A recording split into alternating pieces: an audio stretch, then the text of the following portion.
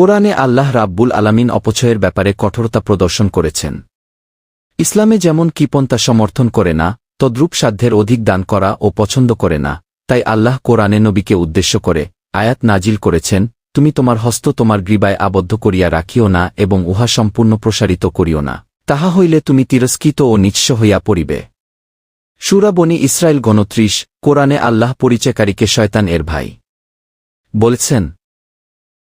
আমাদের মাঝে অনেকেই কোরআনের এই আয়াতকে অবহেলাকরণের কারণে তাদের জীবনের পরিণতি খুব ভয়াবহ হয়। আমরা দেখা যায় খাওয়া দাওয়ার ব্যাপারেও অনেক অপচয় করি এবং যেখানে খরচ করার প্রয়োজন নাই সেইখানেও আমরা খরচ করি।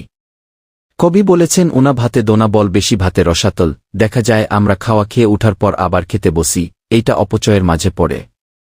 আল্লাহ কোরআনে বলেছেন, তোমরা খাও পড়ো কিন্তু অপচয় করিও না। বিখ্যাত কবি মাইকেল মধুসূদন দত্তের শেষ পরিণতি ছিল অত্যন্ত বেদনাদায়ক, অভাব ও যন্ত্রণাদায়ক।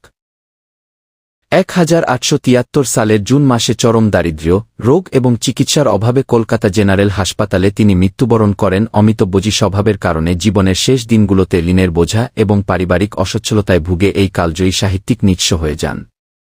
আর্থিক সংকটে পড়েন, যার ফলে যথাযথ চিকিৎসা পাননি। অনেকে আবার দেখেছি জীবনের শেষ বেলায় এসে দুই মুঠো ভাত ও তাদের জোটে নাই। তাই অপচয় থেকে দূরে থাকুন।